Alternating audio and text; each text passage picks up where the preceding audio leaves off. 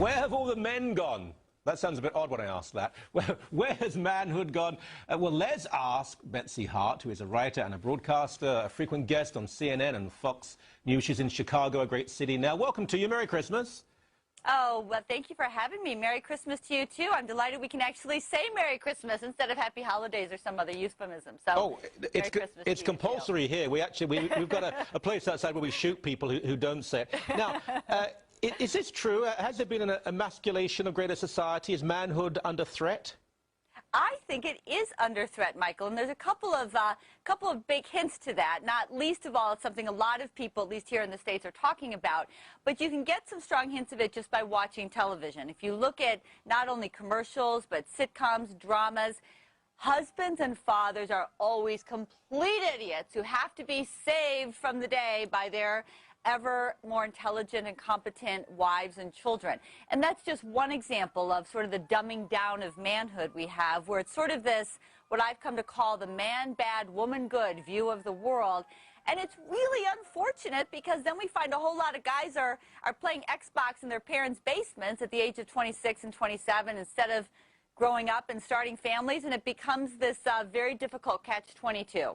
That's very true, I have to say, and I don't have any particular agenda in terms of men's issues, but for years now on TV, the father is sometimes a nice, kind figure, but he's bumbling and he gets it wrong, and it's always the mother who says, unless he's a single father, which hardly ever happens, but the single fathers, they're okay, but otherwise he's a bit of a clown, isn't he?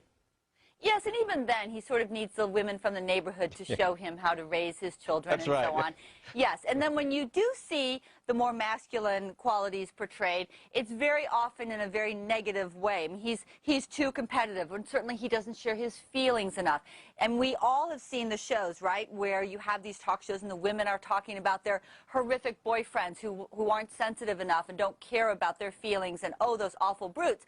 But if those brutes were coming on and talking about their wives and saying, you know what, she's just not having enough sex with me, well, we can't have that discussion, or she's too sensitive, or she's too emotional, well, that's off the table.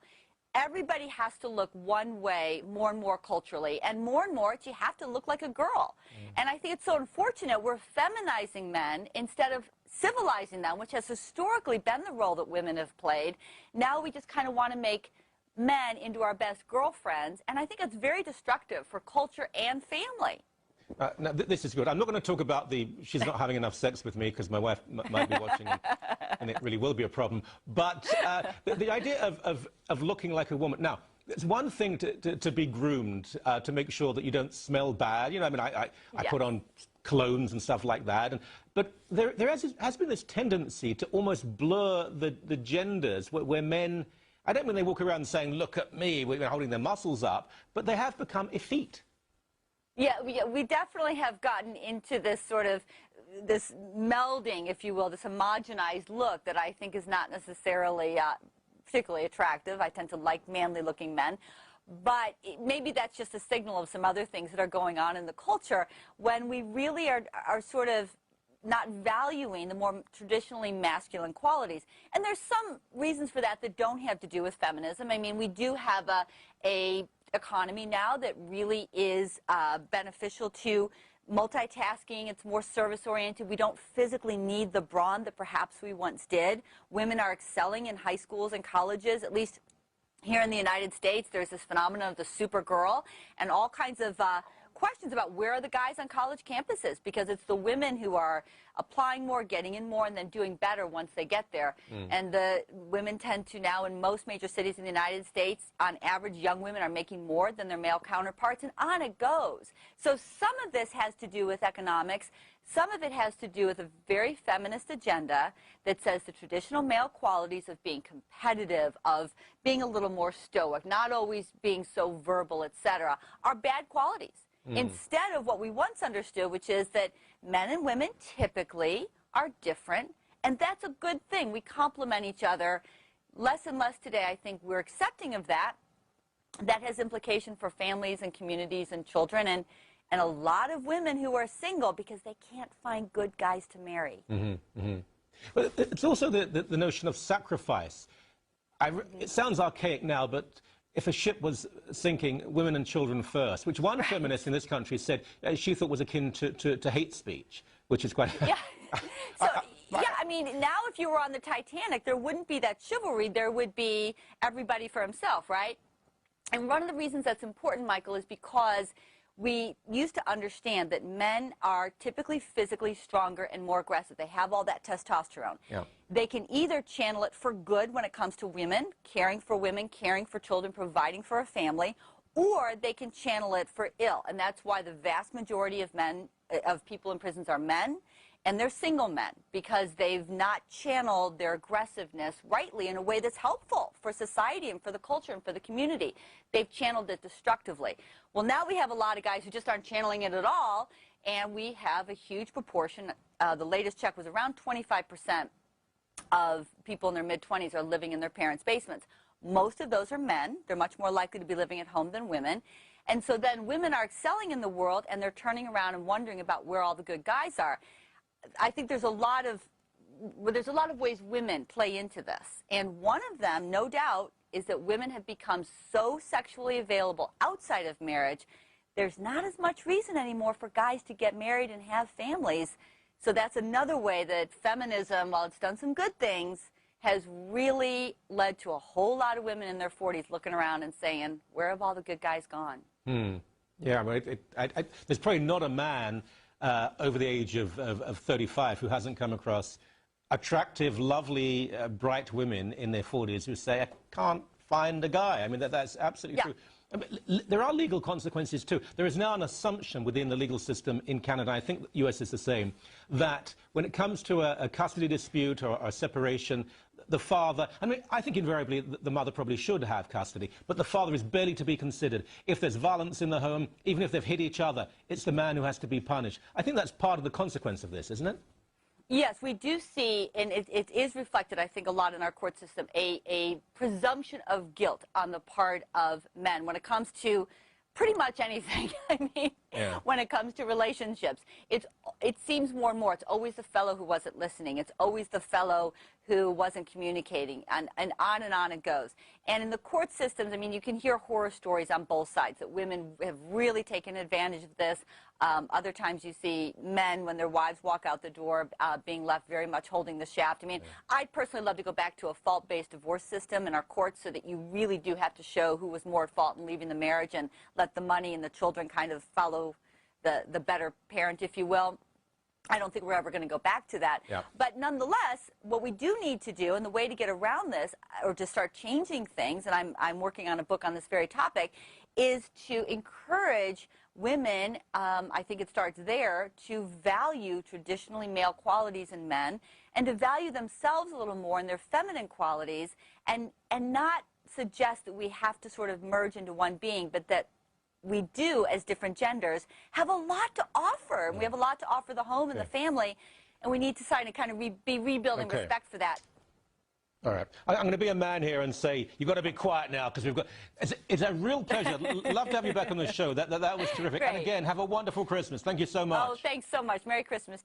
This, my friends, is how easy it is to sound pro-male these days. I mean, here we have a woman, obviously of the social conservative persuasion, who speaks in such a way that one would think, or should I say to the untrained ear, one would think was pro-male. Yet this woman, make no mistake about it, is a bigot, as bad as the most vile feminist, and in some instances, her ilk is even worse than the worst feminist out there. Why? Because her misandry is much harder to detect. Her misandry is wrapped up in and optimized to appeal to the primordial parts of the male brain. Her misandry exists curled up in a chivalrous, hind-brained male blind spot where the male rationality and logicality cannot permeate.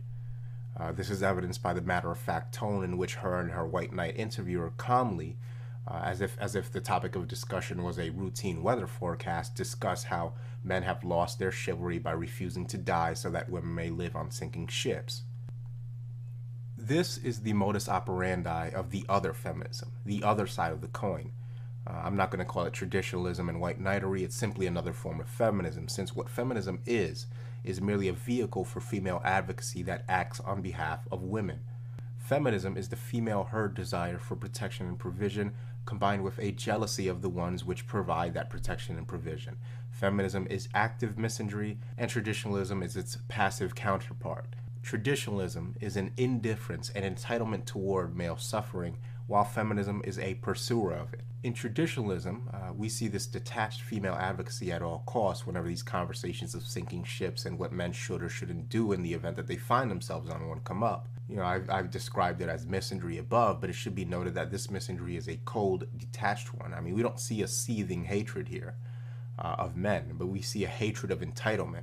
This woman considers men to be such a lower form of life that it never even occurs to her that men want to live just as much as women do, that they may not want to die for some archaic rules of gender conduct, that they have minds and souls and dreams of their own. All we see is this oblivious female dullard and her white knight protesting that men aren't acting like the utilities they used to be. Again, feminism is about female supremacy, but traditionalism is about female superiority. Superiority of the kind that a princess daughter of the nobility would view a commoner blacksmith who's highly experienced in his trade. Now this blacksmith produces. He's skilled, he's knowledgeable in his trade, he's valuable to society. He will, in the course of his lifetime, fashion countless artifacts of productivity and contributions in the form of a real, tangible product. He is orders of magnitude more useful to society and to nobility and to the marketplace where his goods are sold than the pampered princess who, by virtue of her nobility, considers herself inherently, even infinitely superior to the blacksmith. As far as she's concerned, the blacksmith exists solely because she might expect a level of craftsmanship in the metal that her harps are made of, that only the blacksmith can provide. And so if the king's decrees ever make it so that the blacksmith simply cannot afford to make harps anymore, she will appeal to her father, the king, to change his decrees. She cares nothing about the well-being of the blacksmith, or the sulfur he inhales in a process of metallurgy that gives her harps just the right harmonics that capture her fancy. She doesn't have an interest in the well-being of blacksmiths, but an interest in what blacksmiths do for her and her harps. Any intervention on her part on the side of the blacksmith might be received with great pleasure by the blacksmith. I mean, he may say to himself, look at the quality of my product, that the princess would take note of the lacking created by the king's decrees that made it too costly to create harps as I once did. He might swell with pride, and deep down he may even convince himself that the princess actually appreciates her loyal and lowly blacksmithing subject. He might tell his son, the next in line to pick up the trade, that one day this princess of the people will be his queen, and that he should never forget the attention once visited upon his father by the honorable princess who took note of his work and argued to the king himself on his behalf. Throughout all of this, of course, the princess will have always seen him as an insignificant peasant who exists to toil over scalding flames day in and day out so that she can play her little instrument, and that's all he'll ever be to her. And yet, convincing the blacksmith otherwise can often end up becoming an exercise in futility because it's what he wants to believe. He hates thinking that in the eyes of the princess, he may as well be an insignificant, albeit useful insect. And this is what traditionalism is. This is what social conservatism derives from. The female, her pedestalization, her feigned helplessness, and the man's desire to believe he's just that strapping singular example of manhood for the job. He's the only one that can step up to the plate and help these innocent Rapunzels who dangle their hair from the towers so that men can come up and slay the dragon. This is a process by which men ceremonialize their own enslavement. If you need men to die for you, tell those well-meaning fools that they can have meaningless trinkets pinned on their lapels for acts of military bravery. That'll make them feel better about it right away. You're still asking them to die, of course, but at the very least they can feel, I don't know, accepted. I still haven't figured out the motivations myself, but the point is that this is how the type of conversation that you just witnessed in this video has been allowed to become commonplace. I mean, it's such an amazing feat of cognitive dissonance that we just ignore this, that it would do us all a lot of good to say out loud what was actually discussed. I mean, let's just say this out loud here.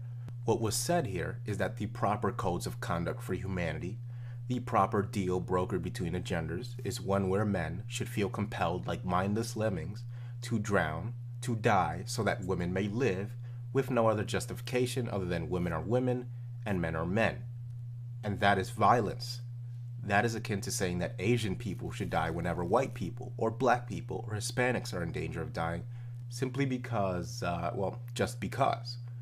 Now, people try to explain it away with evolutionary psychology. They say, look at nature. It's full of male disposability, leaving out the fact that, of course, we created civilization, an artificial construct very distinct and separated from the chaos of nature, where we have philosophized and built rights that would never really exist without the artificial enforcement of civilization. We see this constant citation of the animal realm to justify male expendability, a realm which has no justice and no entitlements and certainly no rights. You see, when women stand to gain from male blood and sacrifice, we point right back to the animal barbarism we came out of. We ignore, almost as if by magic, the last 5,000 years of striving for civility, and like savages, we say, well, look at nature. It's everywhere in nature. In an instant, we're savages again. I mean, it's the way of the world. Men have always been disposable and always will be that way, so drown, you disposable fuck. Drown and like it, it's just the way it is. Of course, rape happens in nature all the time. And when it happens to women in human civilization, we go back to justice and liberty for all real fast then. And we, of course, should. I'm not saying that we shouldn't. Yet considering that expecting men to summarily drown themselves simply for being men and for the benefit of women is a crime that could easily equate in the caliber of evil to the crime of rape, this naturalistic view of the world seems a bit one-sided, doesn't it? So here we are, the supposed pinnacle of civilization, and it turns out that we haven't yet figured out that any self-professing civilization that is selectively civilized never was civilized to begin with. Our directional civility towards women and our look the other way attitude and our savagery towards men indicates to me that we never left the jungle. We're still a bunch of primitives and savages, but with technology and with medicine and with flammable carbon compounds that light up our homes. All of this technical prowess, yet when you strip away this surface decoration, the rights we claim to be universal and inalienable are nothing but artificial social constructs that our society selectively enforces, and when it can't get away with outright deprivation of these artificial rights, it creates social customs rooted in male expendability to mitigate these things. Now in this, we find the derivation of all of these other social customs designed only for men. We're talking about cultural memes like honor and chivalry. I mean, what are these things? They're buzzwords with no real fixed meaning, since these terms function as behavioral modifiers that rein in male self-interest. For the men of the Titanic, chivalry and honor meant nothing less than voluntarily discarding your life like a disposable piece of trash because of the implied superiority. Not supremacy, but superiority of women. You see, there's a definite difference between the feminist women and the traditional women, and the difference lies in how they reveal their disdain for the male gender. Female feminists view themselves as inferior to men, and this is evidenced by their obsessive need for female supremacy and their fixation with their simultaneous hatred and envy of men. You never see any creativity or invention or groundbreaking innovative thought coming from the feminists because they are fixated on one thing: men, specifically imitating them as a gauge of whether or not men are superior to them. Now, in the perception is reality world of female thought, they don't care if they have to use affirmative action and women's only college grants to do it. They worry only about being perceived as being equal to men, or at the very least creating an environment in which political correctness silences any discussion of any kind of male excellence they can't compete with. These are the actions of a child with full power to handicap an adult she's obsessed at imitating, but feebly grasping somewhere in her mind that she isn't an adult, and so she hates the adult she so desperately wishes to emulate because even with all the handicaps, the adult still excels. Feminists seek to dominate men, and the need to dominate always comes out of a position of fear and weakness. One does not seek to dominate an irrelevant non-factor, one dominates what they feel threatened by. The female feminist seeks to disprove the inferiority she suspects of herself by establishing supremacy over what she views as her superior, the male. The traditional woman, however, is most certainly not threatened by men. She's infantilized as the feminist is.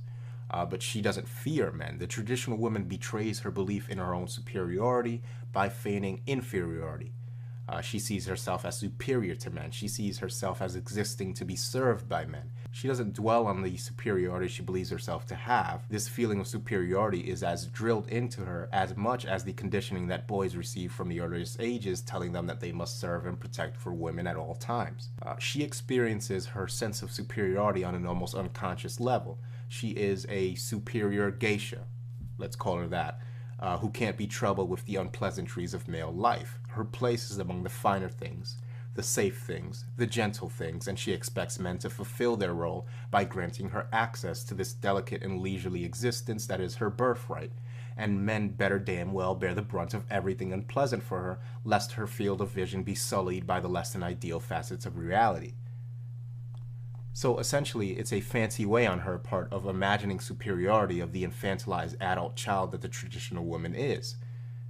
Now, what do I mean by the infantilized adult child? This is a term I've often used but haven't given a fixed definition to. So we'll consult the brilliance of Esther Villar's The Manipulated Man for the exact definition. The following excerpt, in response to the definition of the modern woman in her book, states, quote, "Life offers the human being two choices: animal existence, a lower order of life, and spiritual existence. In general, a woman will choose the former and opt for physical well-being and a place to breed and an opportunity to indulge unhindered in her breeding habits. At birth, men and women have the same intellectual potential." Now, I wish to interject here because although I disagree with this statement to a certain extent, I do think that men may indeed have some higher innate intelligence than women. It's certainly a possibility at the very least. But I think the discrepancy to which this difference in intelligence exists is, in my opinion, greatly exacerbated by this infantilization process she's describing.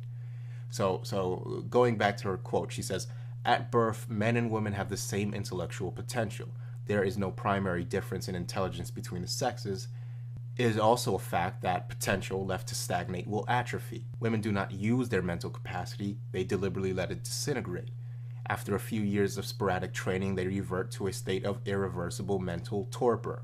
She continues on to say, "Why do women not make use of their intellectual potential? For the simple reason that they don't need to. It's not essential for their survival. Theoretically, it is possible for a beautiful woman to have less intelligence than a chimpanzee and still be considered an acceptable member of society." Then she says, and this is one of my favorite quotes in the entire book, "By the age of 12, at the latest, most women have decided to become prostitutes. Or to put it another way, they have planned a future for themselves which consists of choosing a man and letting him do all the work.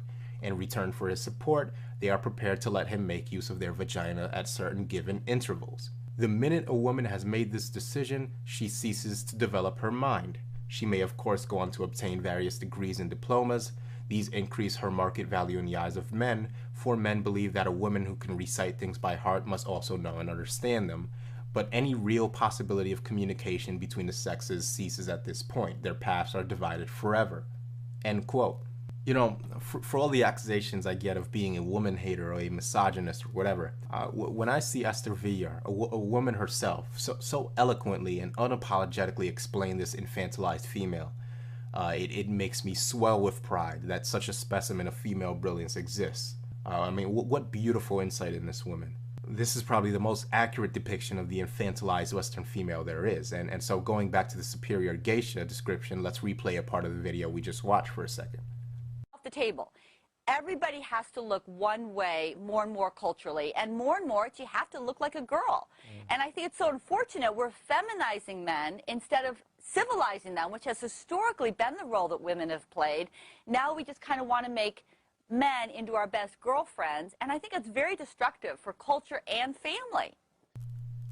So this is the superior geisha speaking here. You see, here she is expressing the meme of women as the great civilizers of men. Their mere presence confers into the hearts of men a desire for civility. This begs the question, what did women do exactly that compelled men to want to be civil? What did they invent to make civilization more tenable? Did they create agriculture? Did they discover some new branch of mathematics or engineering? Did they invent refrigeration to store meats in? No, they simply were there, existing and reproducing. And so with this meme, our civilization represses yet another truth. Another lie to be uncovered at the twilight of our civilization. You see, by deifying the female, it degrades and spits on the monumental efforts of men that went into the building of civilization, and it places the praise squarely towards the credit of their female deity, the traditional Madonna that made it all happen by virtue of her mere presence. A goddess, you see, works and sacrifices for nothing. Such things are reserved for mortal men. A goddess has sacrifices offered up to her. And if these sacrificial offerings please her, she will continue to grace you with her presence. She simply willed civilization into existence, and it happened. And one of the reasons that's important, Michael, is because we used to understand that men are typically physically stronger and more aggressive. They have all that testosterone. Yeah. They can either channel it for good when it comes to women, caring for children, providing for a family, or they can channel it for ill. And that's why the vast majority of men of people in prisons are men. And to the sinners, the ones who didn't pay their tithes of protection and provision for families and for women and children, we see the goddess has passed righteous judgment. You see, men that aren't providing and protecting for women revert back to the savage animals they were without them. And that explains why so many men are locked up in prison. I mean, it has nothing to do with a privatized prison industry that makes it an endeavor of business to lock up as many men as possible. Nothing to do with a drug war that arrests male nonviolent offenders in the majority. Nope, we just haven't been providing and protecting for women, which is of course the sole purpose of male existence, you see. And what of the women that have been divorcing in droves? What about their turning their backs on the family unit and abandoning their husbands? I mean, she makes no mention of them and the fact that they aren't being warehoused in prison. Because for all of her talk about families, if you listen close, she also wants women to have the option to reject families at their own discretion. This is why I'm deeply suspicious of traditional women. They have their own anti-male agendas, yet they talk the right talk. They have the biological hardware, that sort of childish feminine appeal that the untrained male eye falls for every time. But they're 100% and diametrically opposed to male sovereignty. Notice that most of what this woman advocated for was completely legal. I mean, unlike the feminist, she's not looking to legislate away male freedom. Instead, she opts to make you think that male freedom is servitude to her.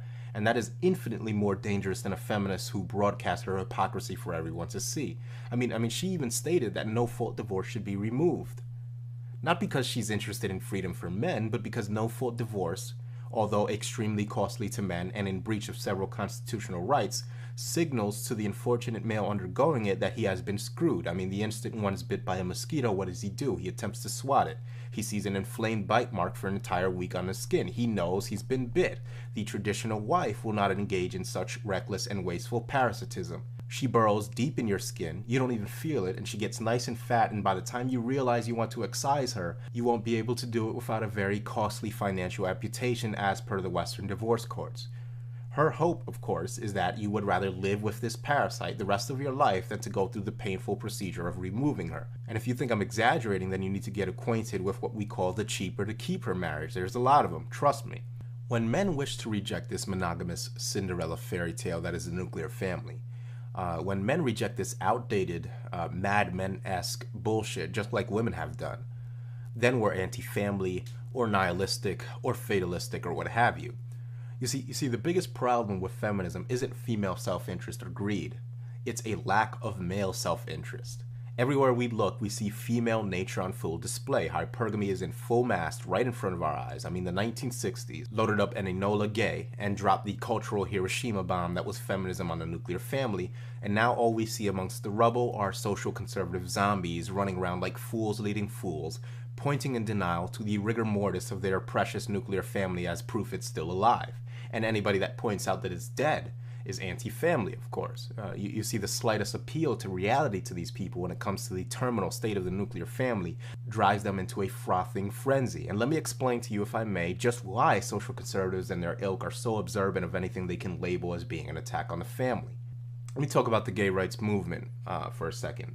You see, I'm deeply suspicious of the gay rights movement, not of gay MRAs. Yes, there's a difference. I mean, my fight isn't against you. I have zero desire to tell you what you should do in your sex life.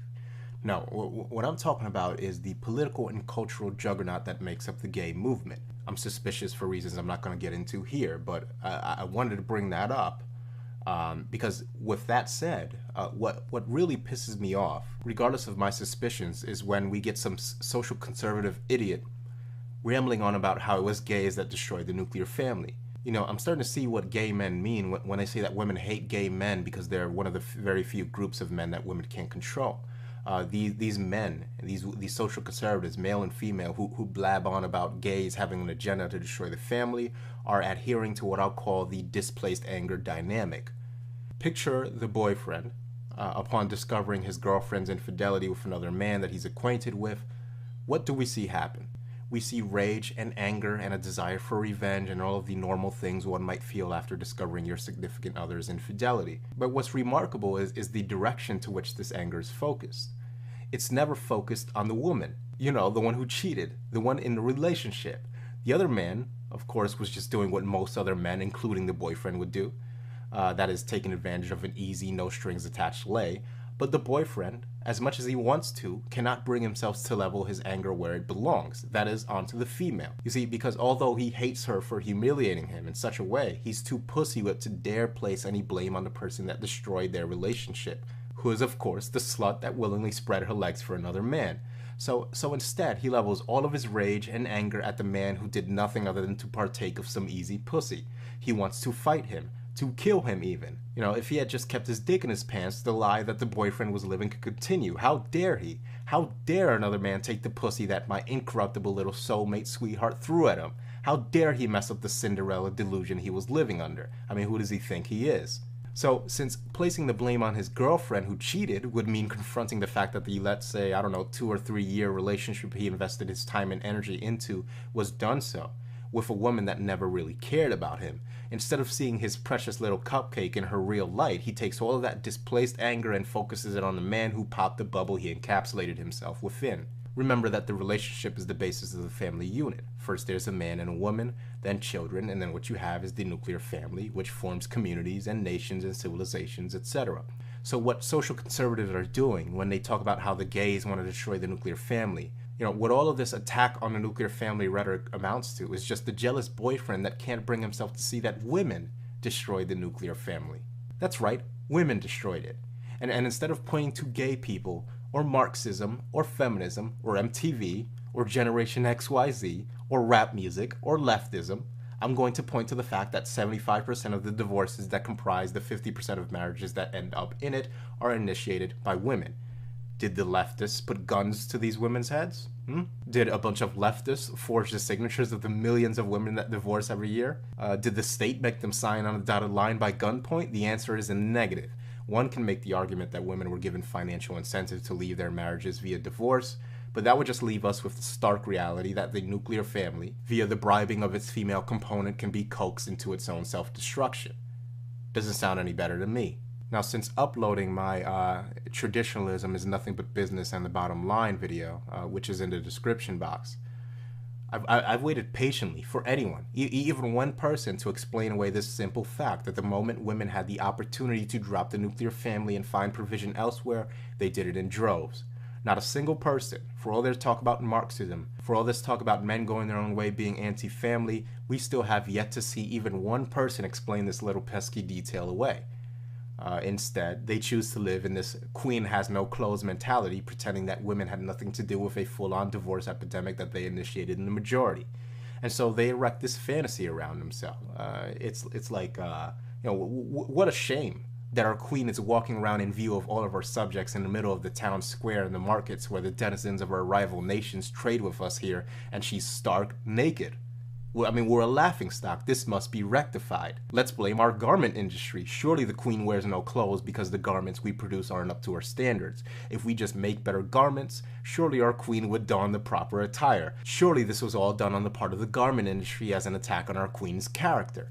Damn those garment makers. Damn them and their evil plot to corrupt our queen. All this time, it never occurs to them that the queen, even before she became the queen, was a nudist by her very nature, and after becoming the queen, knowing that she could walk the streets nude with impunity, decided that she should show the world the way she really is. What she always has been, instead of keeping up the illusion her subjects have built around her. And so it is with the nuclear family. Women have shown us so many times that they aren't interested in being part of the nuclear family and will remain in them only for as long as more lucrative options remain unavailable to them. And these social conservatives, seeing their family unit going down in flames like the Hindenburg, need some great evil to point to, some great boogeyman. You know, damn those leftists, damn Marxism, damn them all to hell for corrupting our innocent women, damn them for giving women no choice but to divorce us in mass. If it wasn't for the Marxists, women would have never been manipulated into abandoning their families. Damn them. You see, the question of whether or not female nature is insurmountable never was the question at hand. You know, my detractors love to repeat this meme in a rather childish attempt at radicalization typecasting, but that was never the question. The question to be asked is not whether or not women's hypergamous nature can be checked for the purposes of building a sex as a reward-based civilizational model. The appropriate question is whether or not the correct approach going forward is the current one of de-incentivized female hypergamy. You see, our civilization and all of these amazing accomplishments and technological marvels we've achieved is due in large part to the harnessing of the male drive to reproduce. The vector for this harnessed energy is the nuclear family unit. The nuclear family unit, when stripped down and put under a microscope, is an arrangement of prostitution. Whether we want to face that uncomfortable reality of society remains to be seen, but that's what it is in its elemental form. Now, we accessorize it and we aestheticize it in hopes of masking the nature of this arrangement. And we've done that by wrapping it up in love and feelings and all these kind of buzzwords, these intangible words we use to explain the chemical cocktails that flood our brains during courtship. The dopamine and the oxytocin and the bonding hormones. I mean, these hormones are so potent in what they do that human beings, in our arrogance and because we need men to believe in the fairy tale to extract their excess productivity, we've named it love. And we worship this love. I mean, we've exalted this biologically trivial act of human reproduction to the status of deification it has now. I mean, why do you think we talk about soulmates? Souls, as in the property of God, that which transcends the flesh and passes on to the hereafter if it exists. We mix love and the esoteric concept of the soul as if the two are interchangeable. We're soulmates, and we do so only to mask the fact that women contribute nothing to it. I mean, it's a veritable act of mysticism to have one of these so-called love bonds with a woman. And so we begin selling this lie to our boys essentially from the moment they begin to form cogent thought. From about the age of, I'd say 5 years old, we begin to bombard boys with this white knight archetype, this rescuer of damsels, these glass slipper chasers, because boys, of course, become men. And what man will work for a family? What man will support a traditional parasite wife after having had an education in the hypergamous proclivities of the fairer sex? Now, women most certainly aren't wrong for these proclivities. They are what they are, and I'd rather see them completely with the good and the bad, or at least what I perceive to be the bad. But remember that this fantasy we've sold to our boys in the age of the nuclear family is one of exclusivity. You see, we care so little about our boys having an accurate view of reality in women, and we depend so much on the harnessing of their productivity and creativity in pursuits of the Cinderella lie, that we sell them the con of the exclusive female, when female nature, specifically its hypergamous quality, is everything but exclusive to individual men. No, you see, female hypergamy seeks the animal breeding setup. It seeks the silverback gorilla. It seeks the alpha male, who will eventually be deposed by the up-and-coming alpha male, who has destroyed all other male outliers on the fringes, after which the females will immediately shed all loyalty to the deposed alpha male.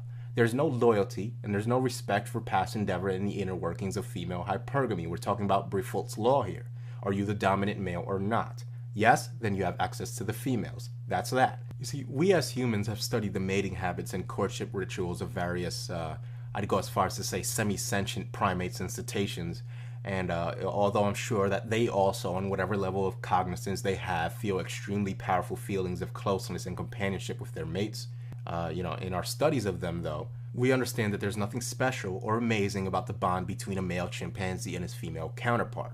There's nothing to be expanded upon. Whatever it is they feel is biologically driven to get them to reproduce, and so it is with the human being. Now, we are the only species capable of objectively analyzing our own reproductive behavior, with the caveat of also being under the influence of whatever biological and chemical processes compel us to carry that behavior out. And yet, instead of objectively analyzing it in cold, hard scientific terms, we've opted instead to tell our boys that it's some act of communion with some abstract love deity. That every couple's so-called love is unique and special, and under this false pretense, we erect entire civilizations and we watch them grow and flourish off the backs of men that were since childhood made to think that they desperately needed to commune with this love deity through their very own incorruptible, perfect Aphrodite, a goddess of his very own, who, by the way, even though she's a goddess, won't be able to pay her own bills and sustain herself in any meaningful way.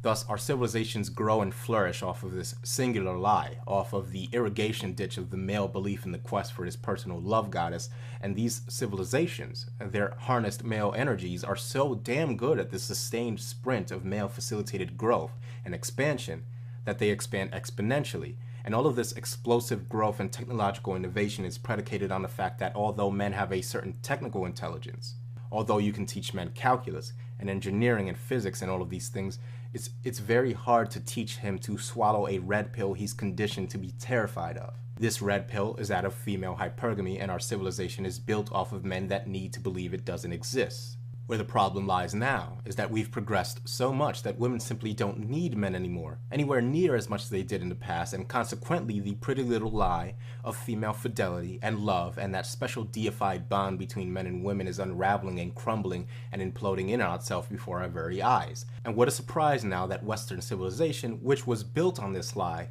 built on the suppression of female hypergamy, is crumbling along with it. And because men are so invested, because we can't bring ourselves to admit that the civilization we built was built on lies, we still can't point to the queen and say what everybody knows, that she has no clothes, and furthermore, that she wants it that way. Again, a civilization built on lies will eventually crumble under those very same lies. A civilization built on the purposeful ignorance of hypergamy will eventually crumble when enough men rediscover it. Picture the neatly ordered, relatively stable array of hundreds of mousetraps. There are spring mechanisms held open by a ping pong ball each individually. Imagine all of the work that went into carpeting a floor with mousetrap after mousetrap, and imagine how time-consuming it was to pry them open and keep them open, each with its own individual ping pong ball. And then imagine this array as the collected works and achievements of Western civilization. Let's say that one of these mousetraps represented the advancements of female birth control, technological advancement and mechanization, and with these advances comes one revelatory free-flying ping pong ball out of the ether, representing female hypergamy reassertion. What happens when just one free ping pong ball is introduced into the system, our metaphorical dollop of unignorable female nature? What happens? Well, the first mousetrap is sprung, the ping pong ball goes flying and it hits 2 other mousetraps, that one hits 4, the next hits even more, and exponential chaos always ensues. So again, a civilization built on a woman as reward system, which also chooses to remain willfully ignorant of female hypergamy, which cultivates in its men and boys a belief that women view men in a way that they're just not biologically programmed to do so, is flirting with and will eventually fall victim to civilizational collapse. It makes you think, what sad little people that lash out at everything around them, desperately looking for a scapegoat to satiate their displaced anger. You see, I'm not even angry at women for rejecting the nuclear family in droves once the opportunity allowed it. As I've said plenty of times before, I'm glad that women did this. Not about the money and children they confiscated in divorce. That, of course, was pure evil. But I'm happy they did it because it destroyed the little fucking dream world we were living in. And because I believe that in a society where women aren't coddled like helpless children, where their actions are linked to consequences, they can and will shake off the infantilization of women that the modern nuclear family breeds. And they just may emerge out of it, and this is the great fear of the social conservative. They just may emerge as fully independent, autonomous beings with their hypergamy intact. The social conservatives' main concern has never been for men, but for whether or not women still need men. They are purveyors of the woman as the male's life mission and reward motto, and so when men no longer wish to carry women, and when technology and mechanization creates a reality of constantly decreasing need for the provider male archetype, we see a cascading rejection of the traditional family unit. We see cascading divorce is what we see happen. Now again, it's never been a question of whether or not women can be given incentives to curb their hypergamous instincts. The question is whether or not they should be. Social conservatives are terrified of a non-infantilized, independent female willing to provide for herself whilst having her hypergamous instincts still intact. That's what this is about, a fear of the unbridled hypergamy that will arise out of any society where women are expected to do for themselves. You see, whatever will replace the dead conventional nuclear family is something that will involve men taking into account an honest view of female hypergamy instead of this delusional motto where men believe their little special soulmate really truly loves them, and where women are required to pretend their hypergamy doesn't exist and that their reproductive habits aren't dictated by male status and money and the like. What replaces the dead nuclear family will be a demystified and scrutinized transactional and reality-based arrangement where men and women, but specifically men, are under no false illusions about what's happening. It will not be deified. It will not be viewed as some ethereal bond between men and women. It will be viewed through a crystal clear lens of resources for access to sex and reproduction. Reproduction then will be commoditized, and so will sex. Prostitution will be legalized, and so will surrogacy. As simple as that.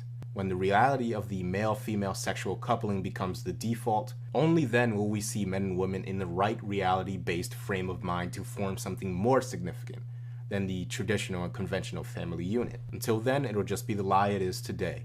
Now let's talk about women in politics in the current, left-right debate within the men's rights movement. We've seen plenty of right-wing politicians in the last 50 years or so since feminism first hit, and feminists haven't backed down from a single one of them at all. You see, women practice identity politics. They're not worried about winning political battles with men who refuse to do the same. No, you see, to many men, the men's rights movement is about an extension of a current political typhoon struggle between the left and the right, and how every MRA should pick a side and get on board already.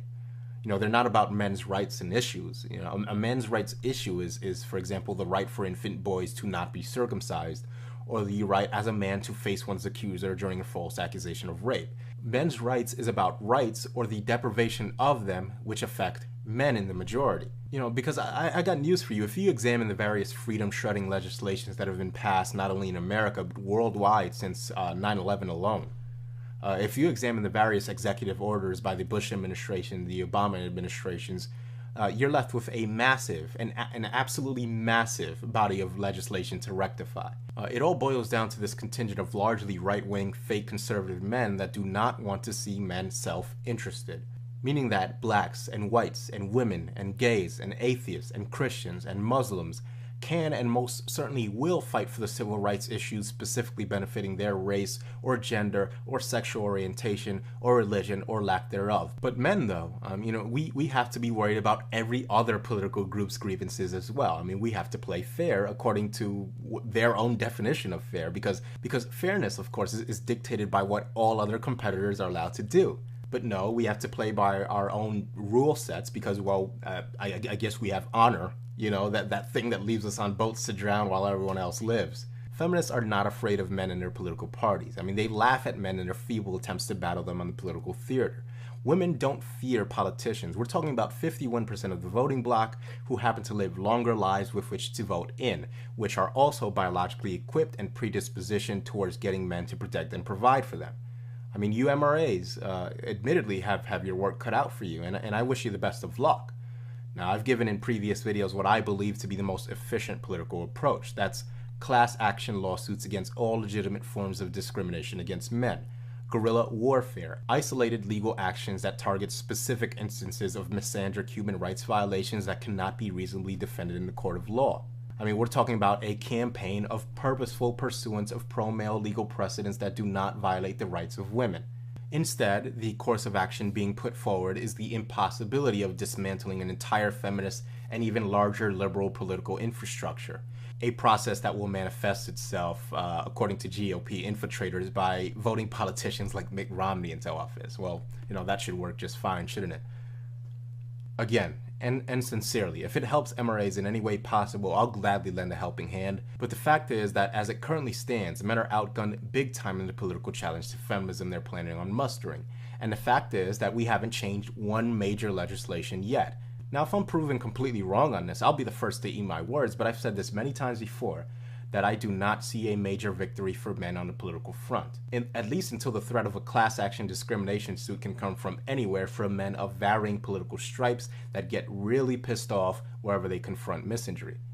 The fact is that many men hate feminism and yet want nothing to do with the GOP, or the left for that matter, and so insisting to men that to be an MRA one must be conservative only works as a repellent to those men that want no political affiliation but do want to fight misandry, and that's exactly why over here, on this channel, men will not be expected to join this weak-minded political tribalism bullshit. If you're interested in male sovereignty and male freedom and how it can be achieved, you're more than welcome here.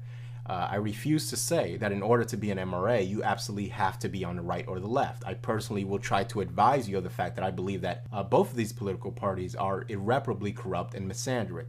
But, you know, everyone these days is in varying degrees of wanting to reject the system while simultaneously needing to continue to believe in it. And this is why we see such polarized politics today. Society's subconscious is telling them that their political system is completely fucked, so they seek to divorce themselves then by one half of the political spectrum by you know, labeling them as the great evil, the great Satan that must be overcome if we would just defeat the left, you know, or if we could just, you know, defeat the conservatives. That kind of tribalistic bullshit that never gets anybody anywhere. With this said, again, if I see an opportunity for me to be able to contribute effectively to the political efforts of MRAs, I will do so without hesitation. But for the record, my bets are on the war of attrition that both conscious and unconscious men going their own way are already in the middle of fighting. And my mission is to get as many men as possible to eschew traditional provider roles and traditional societal expectations for men. Now, while it's true that going your own way is an individualistic term varying from man to man, but it's pretty much common knowledge that many who have chosen to go their own way have a shared anti-traditionalist bent, and this is what I wish to focus on, not politics as far as I'm concerned. The question of whether or not women can be effectively opposed politically should be asked. Women who are far removed from any pretense of political fairness stemming from our society's embracing of female dysfunction, one of the many tariffs that a society which chooses to infantilize its women must pay. But because of these dysfunctions, we end up having a population of female children holding the immense powers of reproduction and their equally potent votes. The Twilight Zone episode of the child who could kill you just by thinking it if he read your mind and figured out you were thinking bad thoughts about him comes to mind. Women have this immense power and the reasoning capacity of children because they're cultivated to. And so in asking whether or not they can be politically opposed, you have to take note of the fact that political society throughout the political spectrum has decreased expectations of women and regards them with the full benefits that childhood offers in terms of consequences and responsibilities, or more accurately, a lack thereof, and at the same time upholds their very adult rights and privileges, and that little cocktail forms an impregnable juggernaut where one's own political soldiers will refuse to fight for you if you're perceived to be bringing out the big guns against women. If you attack women politically with the same ferocity they've attacked men with, then expect a backlash from your own political allies. I mean, it's amazing to watch.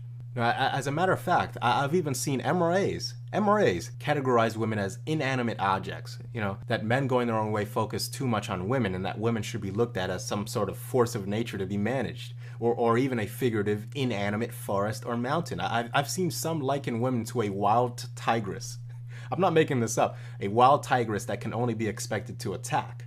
And that's how they justify their whole let's blast women back to the 1950s mentality. All of this, of course, is designed to portray women as innocents, lacking in all agency and responsibility. Because, of course, mountains and tigers don't vote, they don't divorce, they don't make false domestic violence accusations, and they don't take your kids. This is the political outlook of some MRAs. What do you think you're going to encounter in the chivalrous blue pill world of left-right politics? Let it be recorded here for posterity, and so everyone knows when and where it was said, that if men do not begin to see themselves as a political class, if they do not identify as a political group that is willing to pursue the rights and interests of men unapologetically, their political attempts will be utterly futile and dispatched effortlessly by the forces of politicized feminism and chivalry. Point blank, full stop. I'm making that prediction right here and now. With that said, I wish to reference the quote on the gateway to hell in Dante's Divine Comedy. Abandon hope, all ye who enter here. Now, I'm not talking about comparisons between hell and Western civilization. My referencing of this quote has nothing to do with hell at all, and everything to do with letting go. I mean, just letting go. That's what men going their own way means to me. I mean, I just stopped caring at all. I don't care if I ever have another relationship again, and although I do take it as it comes, I don't care if I ever get laid again at all, and I don't care if Western civilization collapses. I just don't care. And the best part about letting go completely to the lies we've been sold is that you're completely free. I mean, I've never felt more free in my life. I'm crystal clear right now. Abandon hope, all ye who enter here. It's the only thing that feminists and traditionalists can't fight. That is men who stopped hoping in their system. I mean, they thrive off of your hope. Your talk of politics, they can smell the hope on that. They can smell the rancid belief in their system. The system where women in the state will always hold more authority than men do. And again, if this sounds too cynical, I welcome and will even help MRAs to prove me wrong, even if I believe it to be an ultimately futile gesture. I'm more than capable of exerting the required effort behind MRAs to help them see that the political system is just too far gone. I want to point out that the only act on the part of men that has drawn any introspection from the current male-female gender dynamic is one of passive resistance. You'll notice that traditionalist women like the one in this video aren't the only ones talking about where have all the good men gone. Feminists have posted numerous man-up articles themselves. It's the only thing that actually seems to register on the radar of both traditional women and feminists that something's very wrong here. And this is an act of attrition. The marriage strike is a men going his own way discipline. We know that many of the men avoiding marriage and consequently avoiding the liability of an infantilized female along with her legal property, that is the children you'll give her. We know that many of these men have never even heard of men going their own way, but the school of thought that is rejecting marriage en masse stems from a natural breaking point in the male condition designed to make him endure substantially and for extended periods of time, followed by an all-encompassing cessation of caring. A Rubicon point, if you will, of no longer giving a fuck, which once passed cannot be regained, which is also organic and walks in lockstep with men going their own way philosophy. And that, I think, is where the advantage lies, because in order to become a men's rights activist, for example, one must know that a men's rights movement exists. You know, I think at the very least, men are highly unlikely to start fighting for men's rights all of their own accord, without knowledge of a men's rights movement. But if men look around them at a world where gender interaction is defined by the parameters of Briefalt's law and hypergamy, and divorce and rampant unrestrained female sexual license, which again I have no interest in controlling, but if men look around them and see all of this divorce and see other men getting burned or being in miserable relationships with parasitic female ingrates, then they'll shut off in exactly the same way someone like me, who's cognizant of men going their own way as a name attached to this male shut-off mechanism, they'll shut off in the same way that I did. This is why it's so important, as far as I'm concerned, to explore what catalyzes this male shut-off holding pattern. This is why it's so important to take a biological and anthropological look at what exactly causes male apathy as it relates to women. Again, the only thing that has caused any real panic as a result of feminism is decreasing marriage rates due to a self-perpetuating marriage strike and decreasing birth rates. So for all of this talk about political solutions, the only time that the feminist media seems to give any attention to what's going on is when what is largely a men going their own way approach, one of attrition and starving the machine and refusing to be the upholders and, more importantly, the maintainers of families and marriages, then we see them panic with their "where have all the good men" articles. So in my opinion, it will be the men that have simply voted with their feet that will continue to drive down the marriage rate, that will continue to drive down the birth rate far past their already unsustainable levels, and that is ignored at the consequence of civilizational atrophy and death. That's all I really got to say for now. Thanks for listening.